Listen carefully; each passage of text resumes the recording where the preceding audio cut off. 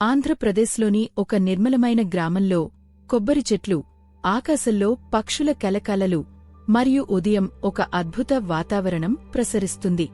ఈ మంత్రముగ్ధమైన నేపథ్యంలో ఆర్య అనే 12 ఏళ్ల బాలిక తన కిటికీని తెరుస్తుంది. ప్రపంచాన్ని ఉత్సుకతతో చూస్తుంది. అడవి అంచుకు దగ్గరగా లెక్కలేనన్ని రహస్యాలతో నిండిన ఆలయం ఉంది. ప్రాచీనమైనప్పటికీ ఆధ్యాత్మిక శక్తితో చురుగ్గా ఉంటుంది.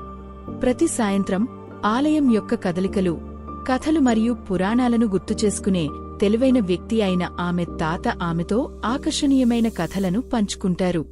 ఒకరోజు ఆర్య యొక్క పిల్లి గోడలోని ఒక రహస్యమైన చీలికలోకి జారిపోతుంది. కొద్దిసేపటి తర్వాత ఆమె ఆలయం వెనుక ఉన్న ఆ వెంచర్ చేసి గుహలను కనుగొంటుంది. లోపల గోడలు నిజమైన సంపద బంగారం కాదు, మరచిపోయిన సత్యం అని ప్రకటించే భావితరాలకు మార్గదర్శకుడైన గంధర్వుడి స్వరంతో ప్రతిధ్వనిస్తుంది. రాళ్ల మధ్య ఆమె ఆలయ చరిత్రను వివరించే పురాతన కుడ్య చిత్రాలను కనుగొంటుంది.